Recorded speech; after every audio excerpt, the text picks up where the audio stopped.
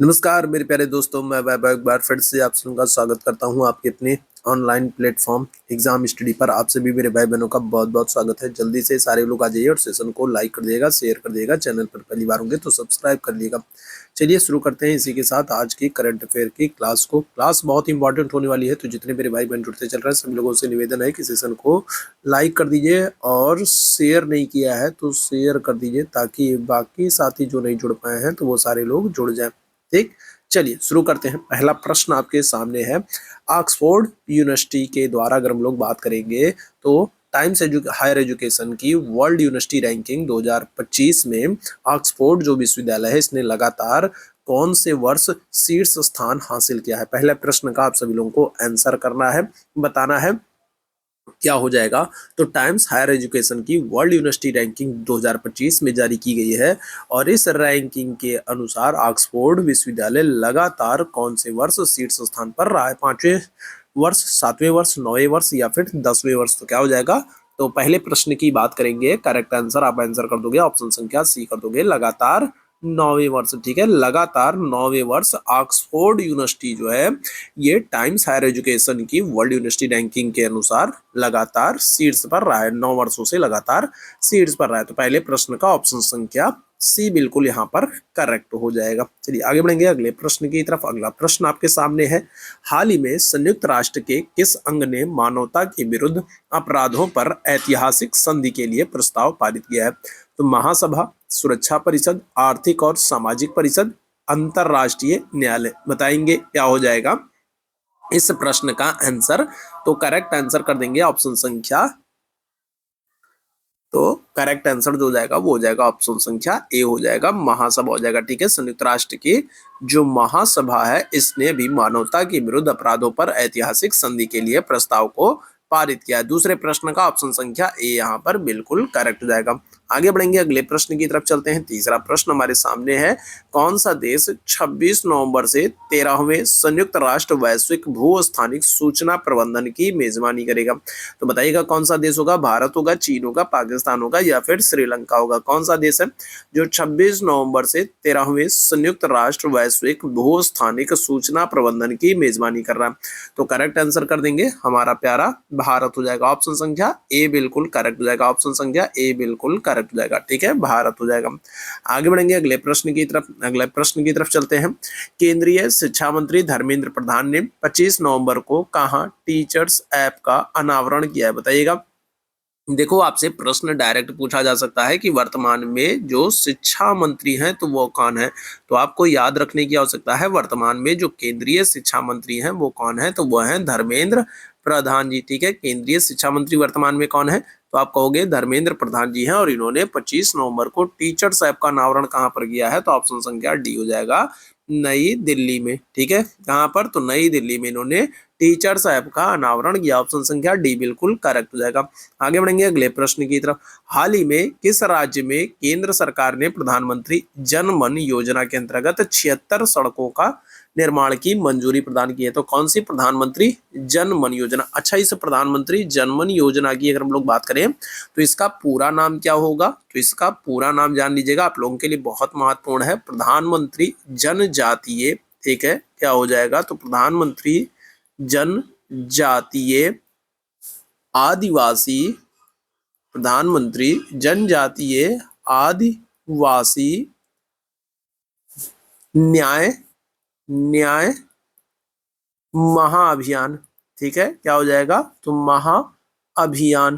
ठीक है, तो इसका पूरा नाम क्या हो जाएगा, याद रखिएगा। शॉर्ट फॉर्म में इसको हम लोग कहते हैं प्रधानमंत्री जनमन योजना।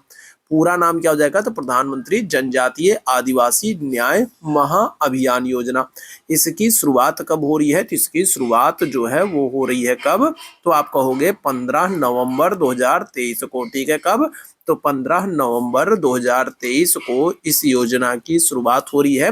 और 15 नवंबर को इस योजना की शुरुआत क्यों हो रही है, क्योंकि आपको पता है 15 नवंबर को जनजातीय गौरव दिवस मनाया जाता है। बहुत ही महत्वपूर्ण है। ठीक है, क्या करते हैं। तो 15 नवंबर को जनजातीय गौरव दिवस मनाया जाता है और इसी दिवस के उपलक्ष्य में 15 दिसंबर को सॉरी 15 नवंबर को क्या किया गया है, तो 15 नवंबर 2023 को प्रधानमंत्री जनजातीय आदिवासी न्याय महाअभियान योजना की शुरुआत की गई है और इस योजना के तहत 76 सड़कों के निर्माण की मंजूरी आंध्र प्रदेश में दी गई है। ऑप्शन संख्या क्या कर देंगे, तो सी आंसर कर दीजिएगा। आगे बढ़ेंगे अगले प्रश्न की तरफ। केंद्र सरकार ने नीति आयोग की प्रमुख पहल अटल इनोवेशन मिशन को कब तक जारी रखने की मंजूरी दी है। अच्छा, अगर आपसे पूछ ले अटल इनोवेशन मिशन जो है तो इसको किसने लॉन्च किया है, तो इसको नीति आयोग ने लॉन्च किया है। ठीक है, किसने, तो इनको नीति आयोग ने लॉन्च किया। याद रखिएगा, नीति आयोग जो है वो क्रियान्वित करने का काम करता है अटल इनोवेशन मिशन को। और नीति आयोग के द्वारा जो ये अटल इनोवेशन मिशन है इसकी शुरुआत कब की गई थी, तो आप आंसर क्या कर दोगे, आप आंसर कर दोगे 26 अप्रैल 2018 को। ठीक है, क्या होगा, तो अटल इनोवेशन मिशन की शुरुआत हुई थी 26 अप्रैल 2018 को। किसके द्वारा लॉन्च किया गया, नीति आयोग के द्वारा लॉन्च किया गया और इस अटल इनोवेशन मिशन को 31 मार्च 2028 तक जारी रखने की मंजूरी दे दी गई। तो ऑप्शन संख्या सी बिल्कुल एकदम करेक्ट हो जाएगा। आगे बढ़ेंगे अगले प्रश्न की तरफ। हाल ही में किसके द्वारा ऋतु के अनुसार चिकित्सा सलाह देने के लिए प्रकृति परीक्षण अभियान की शुरुआत की गई है, तो नीति आयोग, खेल मंत्रालय, आयुष मंत्रालय या फिर महिला एवं बाल विकास मंत्रालय। तो क्या हो जाएगा, तो करेक्ट आंसर हो जाएगा ऑप्शन संख्या सी हो जाएगा। आयुष मंत्रालय के द्वारा भी हाल ही में क्या कर दिया गया है, तो ऋतु के अनुसार चिकित्सीय सलाह देने के लिए प्रकृति परीक्षण अभियान की शुरुआत की गई है आयुष मंत्रालय के द्वारा। तो मंत्रालयों से प्रश्न बन जाता है कि कौन सा अभियान किस मंत्रालय के द्वारा शुरू किया जा रहा है, तो ऐसे प्रश्नों को जरूर ध्यान रखिएगा, आपके लिए विशेष महत्वपूर्ण है। हाल ही में जारी रिपोर्ट में भारत ने आर्टिफिशियल इंटेलिजेंस अनुसंधान प्रकाशनों में कौन सा स्थान हासिल किया है, तो बताइएगा। तो ये बहुत ही महत्वपूर्ण हो जाएगा और अभी आपको पता है पूरी दुनिया में AI जो है ये चर्चा में है, पूरी दुनिया आर्टिफिशियल इंटेलिजेंस पर काम कर रही है। तो ऐसे में अगर हम लोग बात करेंगे तो भारत जो है इसने कौन सा स्थान हासिल किया है, पहला, दूसरा, तीसरा या चौथा, तो आंसर कर दोगे आप तीसरा स्थान। कौन सा, तो तीसरा स्थान हासिल किया है। ऑप्शन संख्या क्या हो जाएगा, सी बिल्कुल करेक्ट हो जाएगा। आगे बढ़ेंगे अगले प्रश्न की तरफ। हाल ही में दिल्ली सरकार ने 70 वर्ष से अधिक उम्र के बुजुर्गों के लिए पेंशन योजना की शुरुआत की है। ठीक है, और इस पेंशन योजना के तहत कितने रुपए प्रतिमाह प्रदान किया जाएगा। आपसे क्या पूछ रहा है, 70 वर्ष से अधिक उम्र के लोगों के लिए। याद रखिएगा, तो 70 वर्ष से अधिक उम्र के लोगों के लिए क्या किया है, दिल्ली सरकार ने वृद्धा पेंशन योजना की शुरुआत की है और ऐसे लोग जो 70 वर्ष से अधिक उम्र के हैं उनको 2500 रुपए प्रतिमाह प्रदान किया जाएगा। ठीक है, कितने, तो 2500 रुपए प्रदान किया जाएगा। दिल्ली सरकार की योजना है, वृद्धा पेंशन योजना है, 70 साल से अधिक उम्र के लोगों को 2500 रुपए पेंशन प्रदान की जाएगी। ऑप्शन संख्या क्या हो जाएगा, बी बिल्कुल करेक्ट हो जाएगा। आगे बढ़ेंगे अगले प्रश्न की तरफ। प्रतिमाह किस तारीख को राष्ट्रीय दुग्ध दिवस मनाते हैं। देखिए, राष्ट्रीय दुग्ध दिवस अगर हम लोग बात करेंगे तो आपको पता होना चाहिए श्वेत क्रांति। ठीक है, श्वेत क्रांति, दूध के उत्पादन को बढ़ावा देने के लिए कौन सी क्रांति, तो श्वेत क्रांति की शुरुआत की गई थी। श्वेत क्रांति की शुरुआत या श्वेत क्रांति के जनक कौन माने जाते हैं, तो आप कहोगे वर्गीस कुरियन माने जाते हैं। ठीक है, कौन माने जाते हैं, तो वर्गीस कुरियन जो है ये श्वेत क्रांति के जनक माने जाते हैं। और श्वेत क्रांति का शुरुआत क्यों होती है, तो दुग्ध उत्पादन को बढ़ावा देने के उद्देश्य से होती है। और जो ये वर्गीस कुरियन है इनका जन्मदिवस है 26 नवंबर को और इनके जन्मदिवस को क्या करते हैं, तो इनके जन्मदिवस को 26 नवंबर को राष्ट्रीय दुग्ध दिवस के रूप में मनाते हैं। याद रखिएगा, क्या हो जाएगा, तो वर्गीस कुरियन भारत में श्वेत क्रांति के जनक माने जाते हैं। और श्वेत क्रांति का संबंध किससे है, तो दुग्ध उत्पादन को बढ़ाने से है, दूध के उत्पादन को बढ़ाने से है। ठीक है, और वर्गीस कुरियन के जन्मदिवस को 26 नवंबर को हम लोग क्या करते हैं, राष्ट्रीय दुग्ध दिवस के रूप में मनाते हैं। अंतरराष्ट्रीय दुग्ध दिवस अगर आपसे पूछ ले, विश्व दुग्ध दिवस अगर आपसे पूछ ले तो आप आंसर क्या करोगे, तो विश्व दुग्ध दिवस अगर आपसे पूछ ले तो आप आंसर करोगे 1 जून को। ठीक है, कब, तो 1 जून को विश्व दुग्ध दिवस मनाते हैं। और राष्ट्रीय दुग्ध दिवस 26 नवंबर को किसके जन्मदिवस को, वर्गीस कुरियन के जन्मदिवस को श्वेत क्रांति के जनक बने जाते हैं। ऑप्शन संख्या यहाँ पर क्या होगा, सी बिल्कुल करेक्ट हो जाएगा। आगे बढ़िएगा, अगले प्रश्न की तरफ चलते हैं। हाल ही में किसकी अध्यक्षता में केंद्रीय मंत्रिमंडल ने एक राष्ट्र एक सदस्यता योजना को मंजूरी दी है, बताइएगा क्या हो जाएगा। बहुत ही महत्वपूर्ण प्रश्न है, स्टार लगा लीजिए आप लोग, आपके एग्जाम में यहाँ से प्रश्न बनेगा। तो क्या हो जाएगा, तो केंद्रीय मंत्रिमंडल ने एक राष्ट्र एक सदस्यता योजना को मंजूरी दी है प्रधानमंत्री नरेंद्र मोदी की अध्यक्षता में। ठीक है, याद रखेंगे। ऑप्शन संख्या क्या हो जाएगा, तो बी यहाँ पर बिल्कुल एकदम करेक्ट हो जाएगा। ठीक, चलिए आगे बढ़ेंगे अगले प्रश्न की तरफ। अगले प्रश्न का आंसर करिएगा। नौवहन मंत्रालय के अनुसार मात्रा के हिसाब से भारत का लगभग कितना प्रतिशत व्यापार समुद्री परिवहन के माध्यम से संभाला जा रहा है, बताइएगा क्या हो जाएगा। तो नौवहन मंत्रालय के अनुसार अगर हम लोग बात करेंगे तो मात्रा के हिसाब से भारत का लगभग कितना प्रतिशत व्यापार समुद्री परिवहन के माध्यम से संभाला जा रहा है, तो ऑप्शन संख्या डी हो जाएगा। 95% जो व्यापार है वो समुद्री परिवहन के माध्यम से किया जा रहा है। ठीक है, ऑप्शन संख्या क्या हो जाएगा, डी यहाँ पर बिल्कुल एकदम करेक्ट हो जाएगा। अच्छा, समुद्री परिवहन में आपको बंदरगाहों के प्रश्न बनता है। जैसे आपसे पूछ ले कांडला बंदरगाह, जो कि आपको कहाँ पर, जो कि आपको गुजरात में देखने को मिलेगा।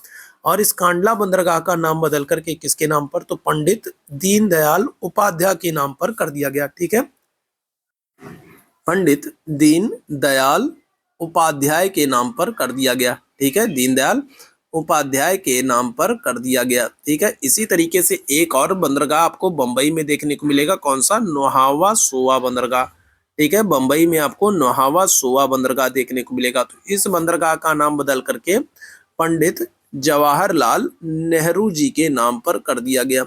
इसी तरीके से आपको एक और बंदरगाह आपको देखने को मिलेगा, कहाँ पर, कलकत्ता में। जो कलकत्ता बंदरगाह था, तो कलकत्ता बंदरगाह जो है, तो इसका नाम बदल करके क्या कर दिया गया, तो इसका नाम बदल करके श्यामा प्रसाद मुखर्जी के नाम पर कर दिया गया। ठीक है, किसके नाम पर, तो श्यामा प्रसाद मुखर्जी के नाम पर कलकत्ता बंदरगाह का नाम कर दिया गया। तो ऐसे प्रश्नों को आप याद रखेंगे, यहाँ से प्रश्न आपके एग्जाम में बन रहे हैं, यहाँ से प्रश्न पूछे जा रहे हैं। आगे बढ़ेंगे अगले प्रश्न की तरफ। हाल ही में केंद्र सरकार ने कितने करोड़ रुपए के परिव्यय से नए राष्ट्रीय प्राकृतिक खेती मिशन की घोषणा की है, तो बताइएगा क्या हो जाएगा। तो केंद्र सरकार ने घोषणा की है क्या करने की, राष्ट्रीय प्राकृतिक खेती मिशन की घोषणा की है। और कितने करोड़ रुपए से, तो 2481 करोड़ रुपए। ठीक है, क्या हो जाएगा, 2481 करोड़ रुपए से क्या की है, तो इसकी शुरुआत करने की घोषणा की है। ऑप्शन संख्या ए यहाँ पर बिल्कुल करेक्ट हो जाएगा। आगे बढ़ेंगे अगले प्रश्न की तरफ। हाल ही में इसरो ने गगन मिशन के लिए किस देश की स्पेस एजेंसी के साथ समझौता किया है। इसरो की बात कर लें, इंडियन स्पेस रिसर्च ऑर्गेनाइजेशन, भारतीय अंतरिक्ष अनुसंधान संगठन। इसरो की अगर हम लोग बात करेंगे तो स्थापना कब हो रही है, 1969 में, 15 अगस्त 1969 को इनकी स्थापना हो रही है। ठीक है, इसरो की क्या हो रही है, तो इसरो की स्थापना 15 अगस्त 1969 को हो रही है। इनका हेडक्वार्टर अगर आपसे पूछ लेगा तो आप आंसर क्या करोगे, बेंगलुरु कर दोगे। इसरो का मुख्यालय आपको कहाँ पर, तो बेंगलुरु में आपको देखने को मिलेगा। ठीक है, और अगर आपसे पूछ ले श्रीहरिकोटा अंतरिक्ष अनुसंधान संस्थान कहाँ पर है, श्रीहरिकोटा जो अंतरिक्ष अनुसंधान संस्थान है, तो ये कहाँ पर है, तो आप कहोगे आंध्र प्रदेश में। ठीक है, कहाँ पर है, तो आंध्र प्रदेश में श्रीहरिकोटा अंतरिक्ष अनुसंधान संस्थान है। इसरो ने पहला जो अपना उपग्रह लॉन्च किया था, इसरो ने अपना पहला उपग्रह जो है वो कब लॉन्च किया था, 1975 में लॉन्च किया था। किस नाम से, तो आर्यभट्ट के नाम से। इसरो ने अपना पहला उपग्रह आर्यभट्ट के नाम से 1975 में लॉन्च किया था। ठीक, अच्छा, गगनयान मिशन की यहाँ पर बात हो रही है, तो गगनयान मिशन जो है इसको 2026 तक लॉन्च करने की योजना है। ठीक है, कब तक, तो 2026 तक लॉन्च करने की योजना बनाई गई है, मतलब संभावना है कि 2026 तक क्या किया जाएगा, लॉन्च किया जाएगा। ठीक है, और किस देश के साथ भारत ने समझौता किया है, तो आप आंसर कर दोगे ऑस्ट्रेलिया के साथ। किसके साथ, तो ऑस्ट्रेलिया के साथ समझौता किया है। ऑप्शन संख्या क्या हो जाएगा, ए यहाँ पर बिल्कुल करेक्ट हो जाएगा। आगे बढ़िएगा अगले प्रश्न की तरफ। हाल ही में किस राज्य सरकार ने कचरा संग्रहण कर की वसूली खत्म करने का फैसला लिया है, तो आंध्र प्रदेश, कर्नाटक, महाराष्ट्र या फिर गोवा। तो क्या हो जाएगा, तो करेक्ट आंसर हो जाएगा आंध्र प्रदेश। आंध्र प्रदेश राज्य सरकार जो है इसने कचरा संग्रहण कर की वसूली को खत्म करने का फैसला लिया है, ताकि आसानी से कचरा संग्रहण किया जा सके। ठीक है, ऑप्शन संख्या ए यहाँ पर बिल्कुल करेक्ट हो जाएगा। आगे बढ़िएगा अगले प्रश्न की तरफ। हिमालय किस प्रकार का पर्वत है? Which type of mountain is Himalaya? तो वलित पर्वत है, ब्लॉक पर्वत है, प्राचीन पर्वत है, या फिर इनमें से कोई नहीं? बताइएगा। तो क्या हो जाएगा? तो हिमालय की अगर हम लोग बात करेंगे तो हिमालय एक वलित पर्वत है, ध्यान रखिएगा। ठीक है, क्या है? वलित पर्वत। वलित पर्वत क्या होते हैं? जैसे मान लीजिए पृथ्वी के भीतर जो प्लेटें हैं, तो जब प्लेटें इस तरीके से आमने सामने से आके टकराती हैं, तो जो बीच वाला हिस्सा है उस पर क्या होता है? दबाव पड़ता है, और दबाव पड़ने की वजह से क्या होता है? बीच वाला हिस्सा ऊपर उठ जाता है। तो इस तरीके से जो भी संरचना बनेगी, पहाड़ पर्वत जो कुछ भी बनेगा, उसको क्या करते हैं? उसको कहते हैं वलित पर्वत कहते हैं। ठीक है, याद रखिएगा क्या करते हैं? तो वलित पर्वत कहते हैं जब इधर से प्लेटें और इधर से प्लेटें दोनों दबाव पड़ता है, तो क्या हो जाएगा? तो जो बीच में पर्वत है वो क्या हो जाएगा? उसमें दरार, उसमें जो है बहुत सारे क्या हो जाएंगे? उसमें बहुत सारे इस तरीके से आपको बीच वाला हिस्सा दबाव पड़ेगा तो ऊपर उठेगा, और दबाव पड़ने की वजह से क्या हो जाता है? तो उसमें कई सारे फोल्ड पड़ जाते हैं, तो फोल्डेड माउंटेन या वलित पर्वत उनको कहा जाता है। ठीक है, ऑप्शन संख्या क्या करेंगे? ए आंसर कर दिएगा। ठीक है, और हिमालय के संदर्भ में आप याद रखेंगे कि हिमालय कैसा? तो नवीन पर्वत है। ठीक है, कैसा? तो हिमालय नवीन पर्वत है, साथ ही साथ क्या है? वलित पर्वत है। ठीक, याद रखिएगा। और वहीं अगर हम लोग बात करें अरावली, तो अरावली जो है ये विश्व की सबसे प्राचीनतम, सबसे पुरानी श्रृंखलाओं में से है। ठीक है, क्या है? तो प्राचीनतम श्रृंखला है अरावली की। अगर हम लोग बात करेंगे तो ये क्या है? तो ये प्राचीनतम श्रृंखला है, और इसके विषय में याद रखिएगा कि ये भी एक वलित पर्वत है। ठीक है, हिमालय और अरावली दोनों ही वलित पर्वत है, बस अंतर इतना है कि हिमालय नवीन पर्वत है जबकि अरावली प्राचीनतम पर्वत है। ठीक है, चलिए आगे बढ़ेंगे अगले प्रश्न की तरफ। अगले प्रश्न हमारे सामने है, कैवल्य शब्द का अर्थ क्या होता है?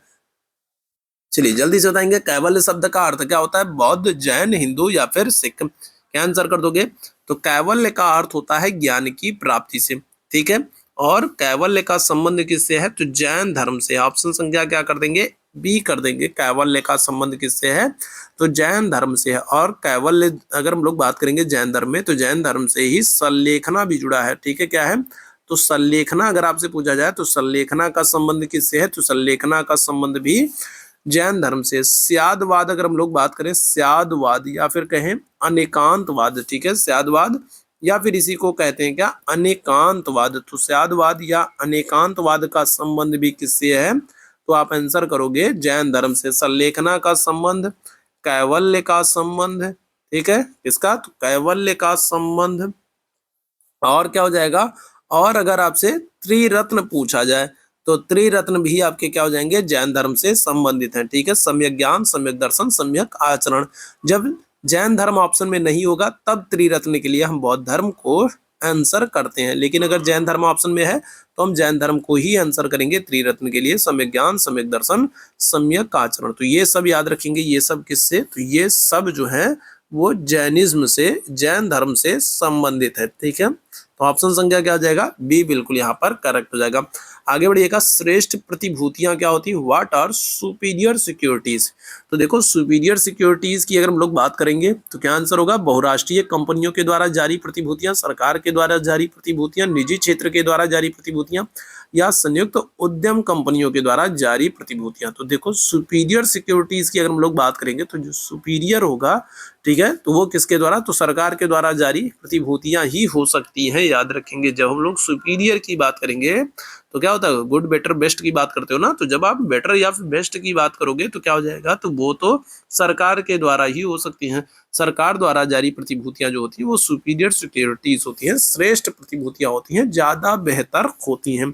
ऑप्शन संख्या बी बिल्कुल एकदम करेक्ट हो जाएगा। आगे बढ़िएगा, लेडी रतन टाटा ट्रॉफी किस खेल से संबंधित है?